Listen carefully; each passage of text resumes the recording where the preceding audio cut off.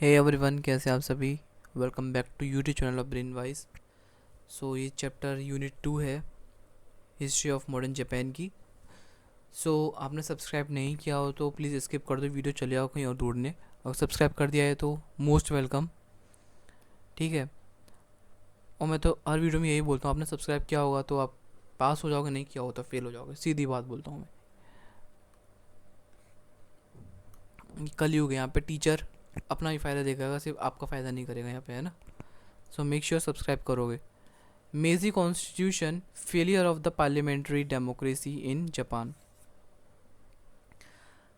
मेजी कॉन्स्टिट्यूशन हमने यूनिट 1 में थोड़ा बहुत पढ़ा था, याद हो तो ठीक है, याद ही होगा, पढ़ के आए होगी। यूनिट 2 पे है ना, या फिर यूनिट 2 पे कूद गए सीधे। Background and drafting processes. The Meiji constitution, officially called constitution of the Empire of Japan, constitution of the Empire of Japan, 1889 to 1947, was a key legal document that established Japan's political system during the Meiji era and later. It was created to help Japan modernize and stay competitive with the Western countries in the late 80s 18s। ठीक है, ये क्यों बनाया गया था, जैसे कि जो वेस्टर्न कंट्री के साथ जापान कॉम्पिटिटिव रह सके। ठीक है, मॉडर्नाइज हो जापान, इंडस्ट्रियलाइज हो जापान, वेस्टर्नाइज हो Japan. Westernise in the sense कि दूसरों के साथ कॉम्पीट करे, दूसरी कंट्रीज जैसे वेस्टर्न कंट्री, उनके साथ उनके नीचे ना रहे, उनके ऊपर चले जाए। Western influences during the Meiji restoration, जिसका टाइम पीरियड ये रहा है। Japan aimed to strength itself by adopting western ideas in the politics, law, education, economics as well। Education में भी क्या था, है ना, हमने यूनिट 1 में जाना था। The Meiji constitution was inspired by European constitution. जो मेजी का कॉन्स्टिट्यूशन है वो किससे इंस्पायर है? European constitution.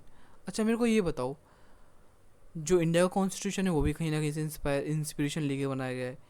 जो जापान का कॉन्स्टिट्यूशन है वो भी कहीं से इंस्पिरेशन लेके बनाया गया है। पहला जो बनाया था किससे इंस्पिरेशन ली थी वो, मुझे ये बताओ ज़रा। वो बिना इंस्पिरेशन के बन गया क्या? अच्छा कोई बात नहीं, बना होगा, कैसे ही बना होगा। The Meiji constitution was inspired by European constitution, specially the Prussian constitution from Germany, which influence the centralisation of power and emperor's rule.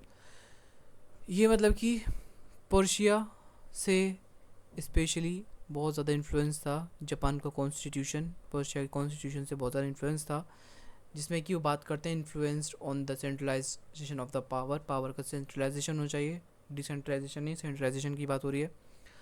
और एम्परर का रोल इम्पोर्टेंट बताया गया है। और फ्रेंच का कॉन्स्टिट्यूशन ने भी वहाँ पे बहुत कंट्रीब्यूशन किया है, वहाँ से भी आइडिया लिया है जापान ने, है ना। की figures in draftings. The main person behind the Meiji constitution was the Ito Hirobumi. Hirobumi, आप उसको याद कैसे करोगे समझ में नहीं आ रहा। इट ओ हीरो भूमि। भूमि तो पता है ना कौन होती है, लड़की होती है भूमि। तो इटो हीरो भूमि, इटो भूमि है लेकिन लड़की है, लेकिन वो हीरो है। हीरो लड़की है, हीरोइन होती है ना, लेकिन वो हीरो है। तो हीरो, एक सेकंड, हीरो भूमि, इटो, इट हीरो भूमि, ठीक है, समझ गए अब। इन्होंने मिजी रिस्टोरेशन के पीछे इनका बहुत बड़ा हाथ था। Notable Japanese leader who studies in Europe was influence by western influence political idea, जो कि वेस्टर्न पॉलिटिकल आइडिया से बहुत ज़्यादा इन्फ्लुएंस है। He led the committee that drafted the constitution. इन्होंने एक कमिटी को चलाया जिससे कि हेल्प करी कॉन्स्टिट्यूशन को ड्राफ्ट करने में जापान के। Other important contributors included Yamagata, Aritomo and the Kido Takahoshi. But Ito's leadership was essential in shaping the constitution structure and the principles. The Meiji constitution set up the structure of the Japanese government and defined the power balance between the emperor and the state institutions. जो मीजी constitution है, उसने एक structure setup किया of the Japanese government, जिसमें कि बताया गया है कि पावर बैलेंस होनी चाहिए एम्परर और स्टेट इंस्टीट्यूशन के बीच में। ठीक है, एम्परर्स रोल, एम्परर जो कि जिसको कि टेन्नो बोलते हैं, टेन्नो टेन्नो क्या मालूम। तो एम्परर हुआ करता है held ultimate power under the Meiji constitution, unlike in many western constitutional monarchies, unlike in many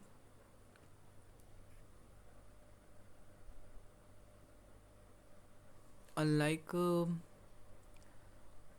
कहाँ पे थे हम, unlike in many western constitutional monarchy where the monarch is mostly symbolic, the Japanese emperor had a real authority.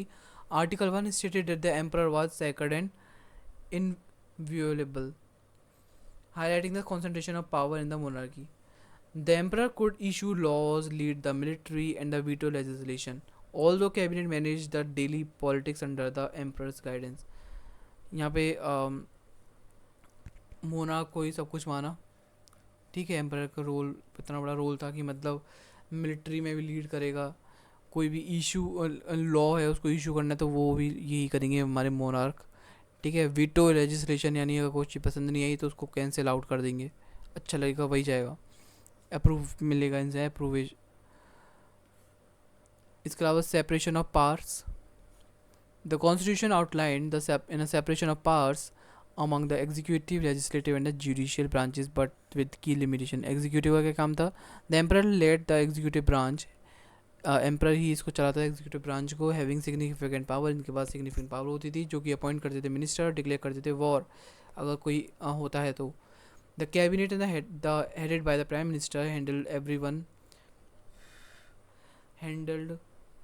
everyday governance but worked under the emperors direction, काम करते थे वो emperor के direction में, यानी उनके ऊपर चले जाएंगे कि जितनी पावर आएगी नहीं रहेंगे अंडर एम्परर के ही। Legislative, the imperial diet was Japan's legislature made up of two houses, the house of peer जो कि अपर हाउस होता है with hereditary members and appointed officials, and the house of representative जो कि elected members होते हैं ना, जो कि हमने लास्ट वीडियो में देखा था, लास्ट यूनिट में, फर्स्ट यूनिट में, मतलब लास्ट यूनिट ना सेंस इससे पहले जो हमने पढ़ी थी वो लास्ट यूनिट है ना, लास्ट वीडियो में। Though voting rights were limited, voting rights limited थे। The diet's power was limited as it could challenge the emperor's decision. Judicial, the judicial branch was suppose to be independent but was still influenced by the emperor. जजेस were appointed by the emperor, जजेस हुआ करते वो भी appoint करता था emperor, maintaining strong ties in the central authority.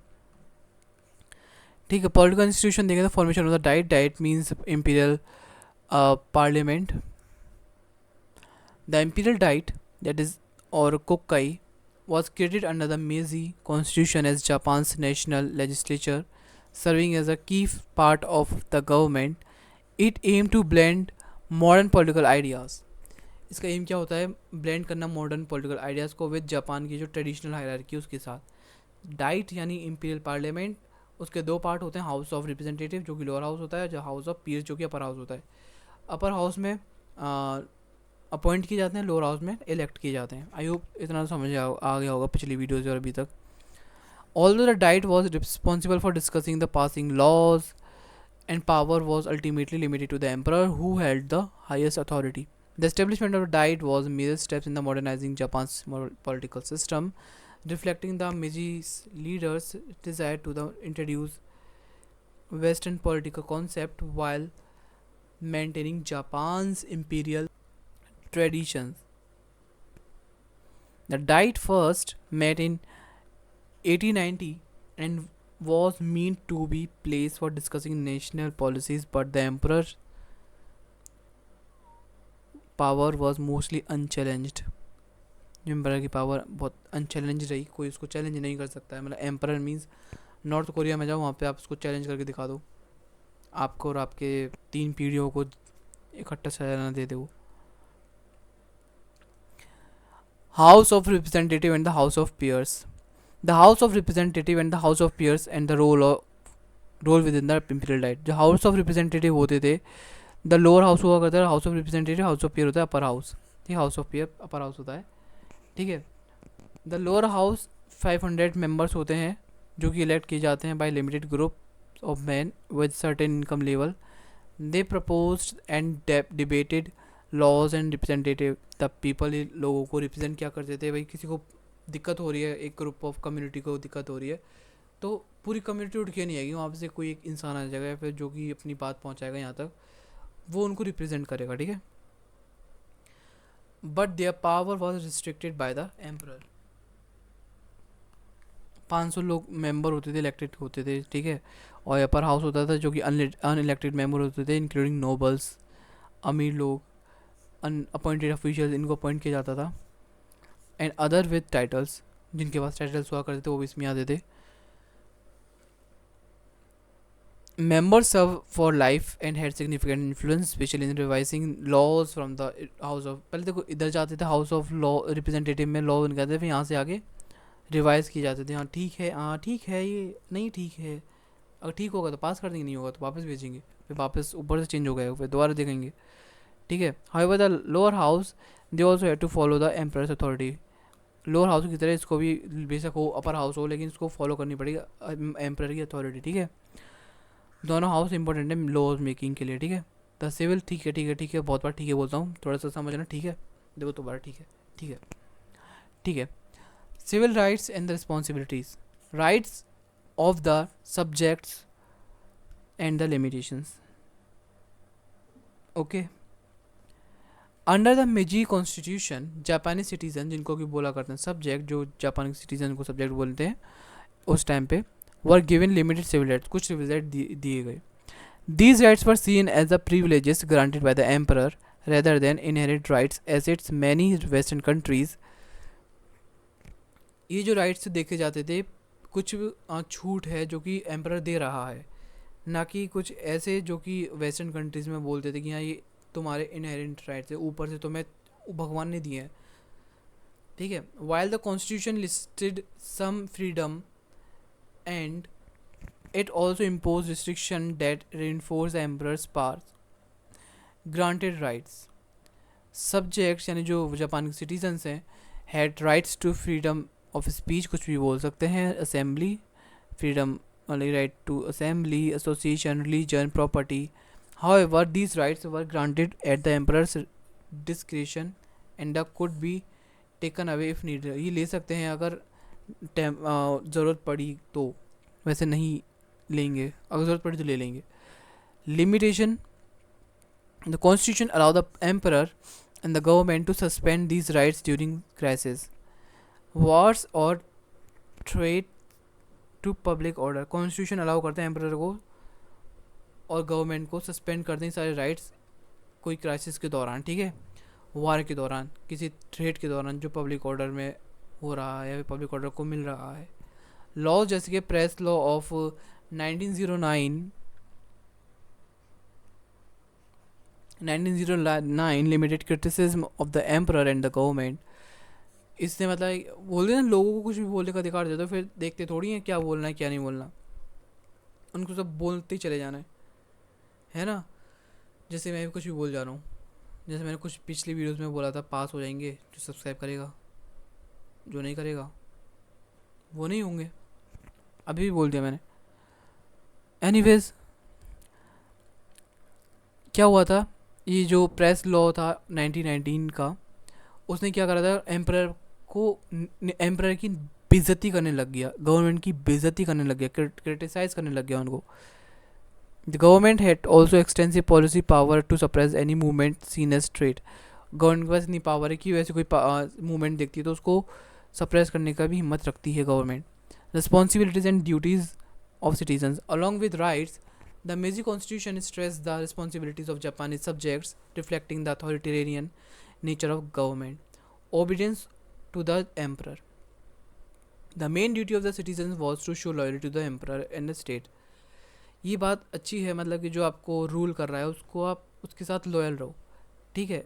आप उसके साथ रह के फिर भी पता नहीं, जैसे इंडिया में पता है कुछ लोग ऐसे हैं जो कि रहते तो इंडिया में, अब कश्मीर इंडिया का पार्ट है, अब मानो ना मानो लेकिन है इंडिया का पार्ट, क्योंकि बहुत लोग ऐसे हैं कश्मीरी कि वो मानते नहीं है इंडिया को अपना पार्ट, वो पाकिस्तान को अपना पार्ट मानते हैं।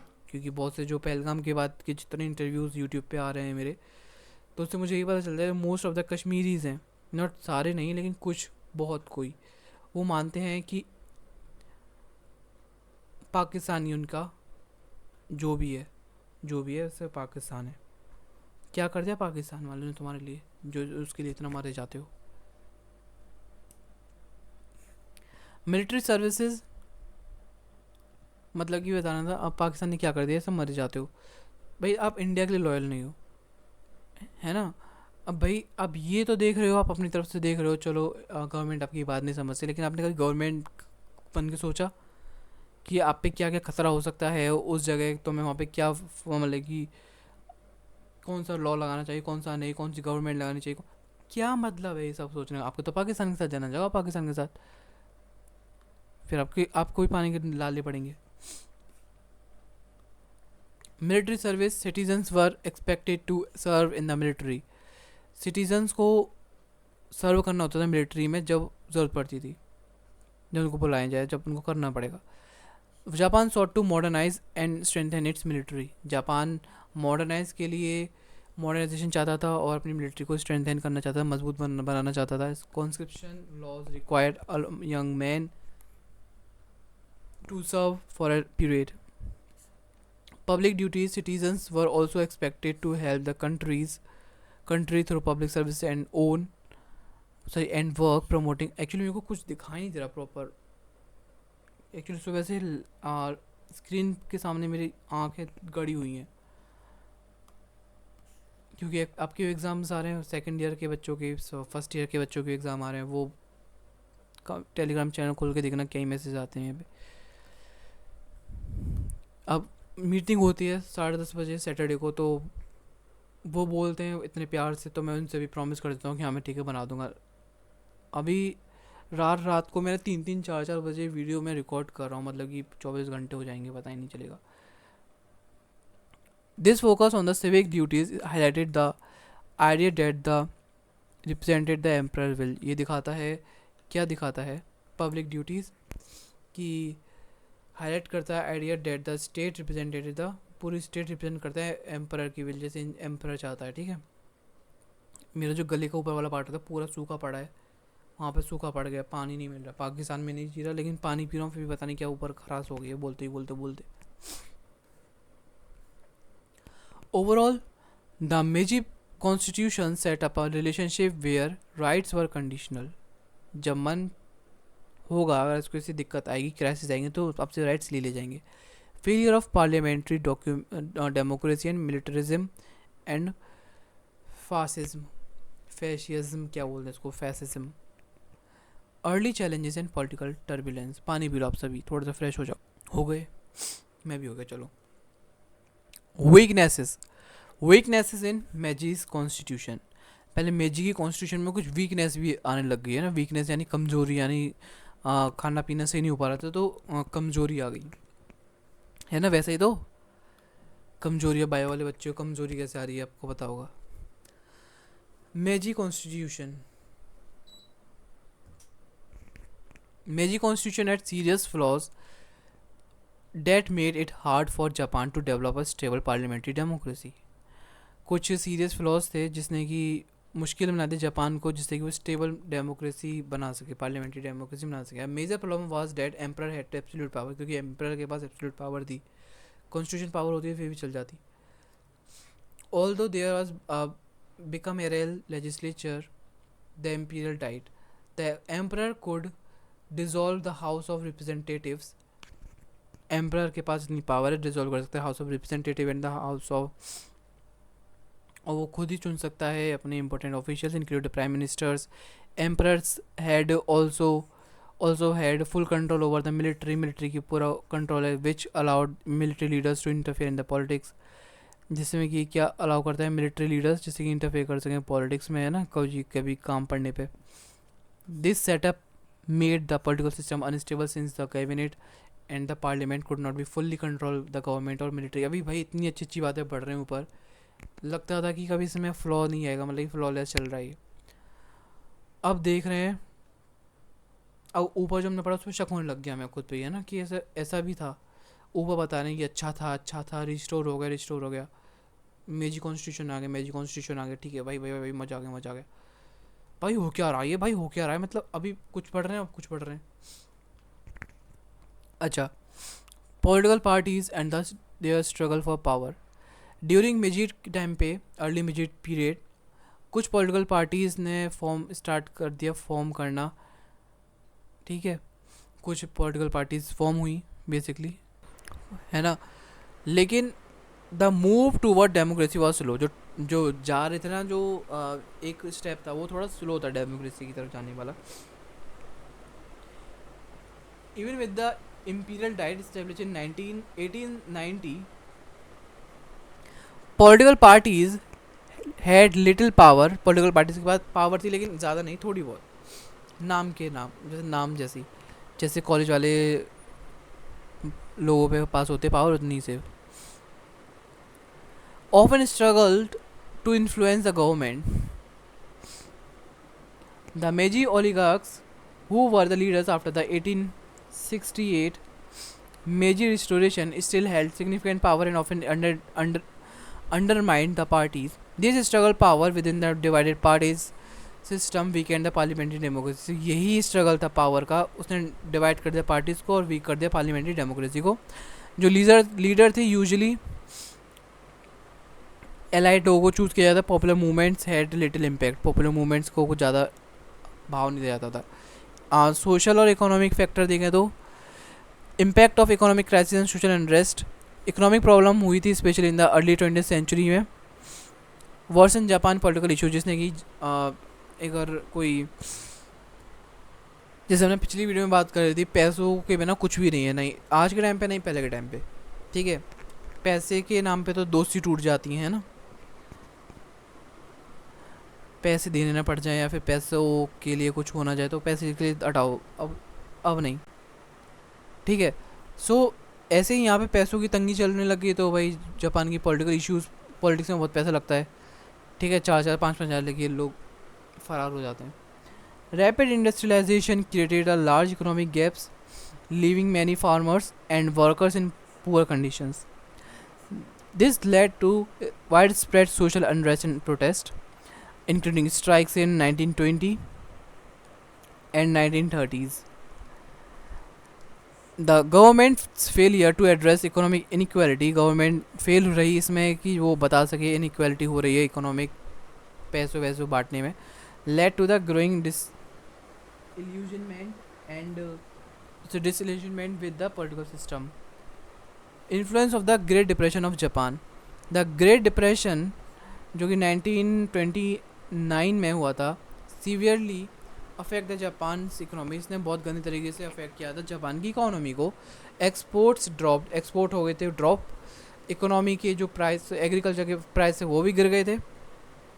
अनएम्प्लॉयमेंट बढ़ गया था, बेरोजगार लोग बैठे हुए थे। ठीक है, बेरोजगार को लोग कौन होते हैं, जो कि क्या ही बताऊँ मैं, कुछ बोल दूंगा तो विवाद हो जाएगा अभी 2 मिनट में। These economic crisis increase social tensions and reduce faith in parliamentary democracy. ये इकोनॉमिक क्राइसिस ने इंक्रीज कर दी सोशल टेंशन और पार्लियामेंट्री डेमोक्रेसी की जो एक फेथ होता है ना, उसको रिड्यूस कर दिया। As condition worsen, more people turn to radical movement such as militarism, ultranationalism, hoping to restore order and power to the state.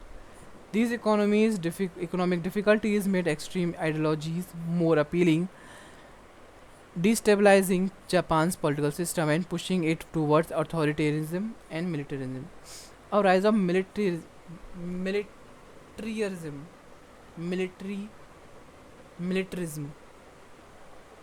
क्या है ये, कैसे कैसे वर्ड्स आ रहे हैं। राइज ऑफ मिलिट्री नहीं लिख सकते हैं,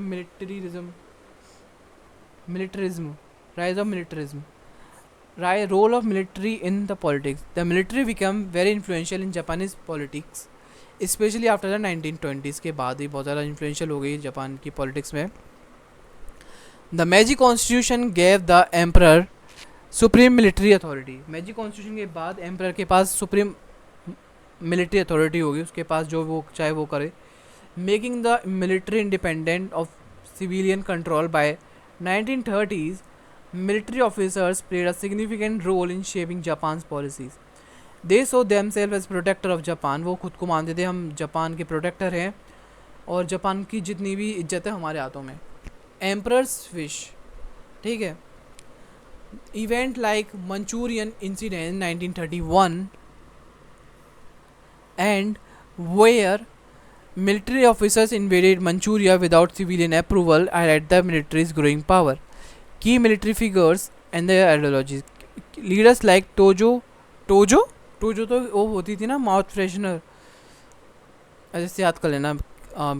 मिलिट्री फिगर्स आपको याद हो जाए. Tojo Hideki and Hiranuma Kiichiro represented the military increasing role in politics. ये दिखाते हैं कि कैसे रोल बढ़ रहा था मिलिट्री का पॉलिटिक्स में. टोजो who later became prime minister during World War II strongly supported militaristic expansionism. वो बहुत स्ट्रांगली सपोर्ट करते थे भैया एक्सपेंशन होना चाहिए मिलिट्री के थ्रू, प्यार से करोगे तो प्यार से हैं होने वाला है, प्यार समझ जाएंगे लोग, ऐसे उनका मानना था. Military leaders promoted an ideology of imperialism believing Japan was destined to lead Asia. मानना था कि जापान को ही रूल करना चाहिए पूरे एशिया पे, which they called Greater East Asia Co Prosperity Sphere. Their commitment to military strength and the emperor's divine status led to Japan's aggressive foreign policy in the 1930s and 1940s. Fascist movement and nationalism. Rise of ultra-nationalist movement. In the early, या फिर बोल सकते हैं in the 1930s, आँख एकदम बंद हो गई मेरी, shit. Ultra-nationalist and the fascist movement emerged aiming to replace parliamentary democracy. अब ये कुछ ऐसी मूवमेंट्स हैं जो क्यों आए जिससे कि रिप्लेस कर सकें ये पार्लियामेंट्री डेमोक्रेसी को विद सेंट्रलाइज अथॉरिटेरियन गवर्नमेंट के साथ. इसको लाना चाहते थे और इसको रिप्लेस करना चाहते थे पार्लियामेंट्री डेमोक्रेसी को. समझ गए.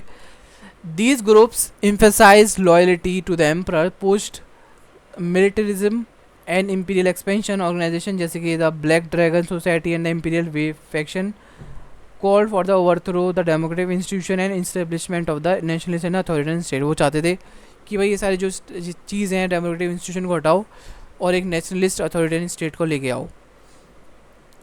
यूट्यूब चैनल को सब्सक्राइब करो अभी, जब सब्सक्राइब नहीं किया हो. दोबारा बोल रहा हूँ, 3 बार बोल देते हैं, पता है ऐसा मानते हैं कि 3 बार बोल देते हैं कि वो सच हो जाती है.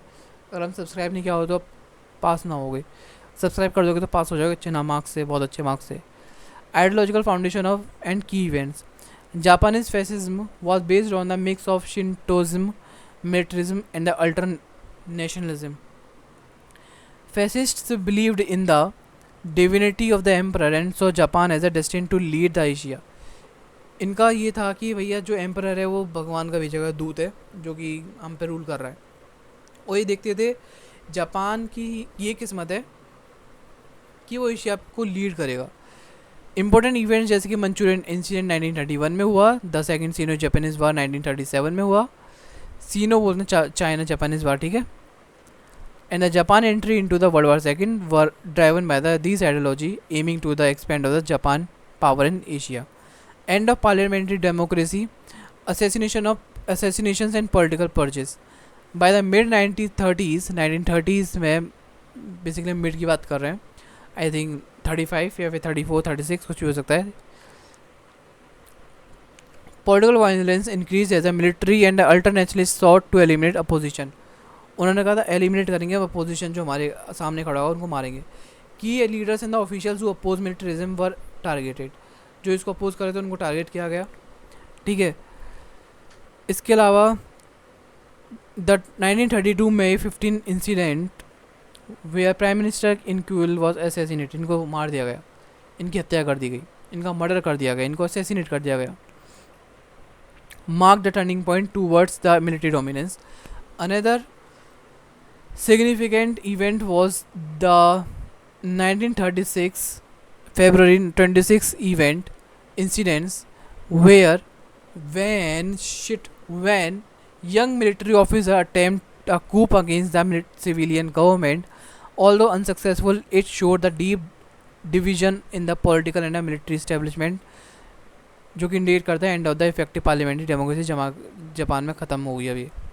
Establishment of the militarist government. अब मिलिट्रिस्ट गवर्नमेंट का इस्टेब्लिशमेंट हो रहा है. ये lead this events led to the establishment of the militarist government with leaders like Hayato Tojo rising to the power.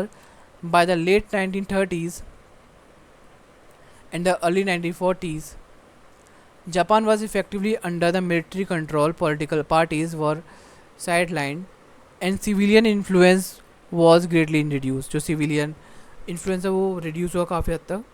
The government adopted aggressive military policy. जो government ने start कर दी aggressive military policies को अपनाना, culminating in the attack on the Pearl Harbor in 1941 and which brought the Japan into World War II. इसी के through जब world war second में Japan की एंट्री हो जाती है.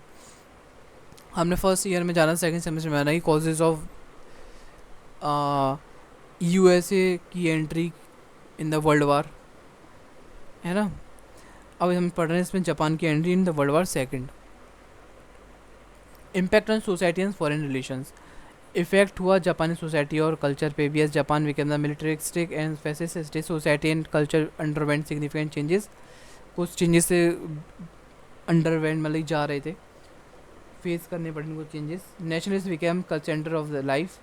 Loyalty to the emperor emphasize. Loyalty होनी चाहिए एम्परर के लिए, ठीक है. The military and the government promoted the vision of sacrificial nationalism, urging citizens to prioritise the state over personal interest. Education को रिकॉन्स्ट्रक्ट किया गया है जिसमें कि लॉयल्टी सिखाते हैं अपने एम्परर के लिए, ओबीडियंस रहते हैं अपने एम्परर के लिए. और गवर्नमेंट कंट्रोल करती है मीडिया को, सप्रेस कर सकती है डिसेंट अगर वो उनकी अगेंस्ट कुछ जाएगी तो.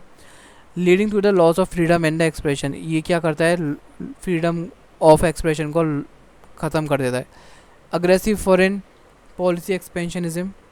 जापान की फॉरेन पॉलिसी मोर एग्रेसिवली ग्री हो रही थी. ये इन्वेजन ऑफ मंचूरिया 1931 में हुआ, जो कि follow by further actions in China in 1937. Japan जो अलायंस बना रहा था नाजी जर्मनी के साथ, फैसिस्ट इटली के साथ ड्यूरिंग वर्ल्ड वार सेकेंड, मार्केटम इम्पीरियल एम्बिशन. ये दिखा रहा था कि भाई इम्पीरियल एम्बिशंस में है जापान में. The greater East Asia co prosperity spheres aim to establish Japan control over East Asia. जो प्रॉस्पेरिटी हो रही थी जापान में, वो इनका एम ये था कि अब जापान इस्टेब्लिश करेगा कंट्रोल ओवर ईस्ट एशिया, पूरी ईस्ट एशिया में. दो these aggressive actions take widespread conflict in the region, including the Pacific War, ultimately resulting in the Japan defeat in 1945. The decline of the parliament democracy and the rise of militarism and the Japan embrace fascist ideals led to the devastations of World War II, reshaping Japan political and social landscape for many years.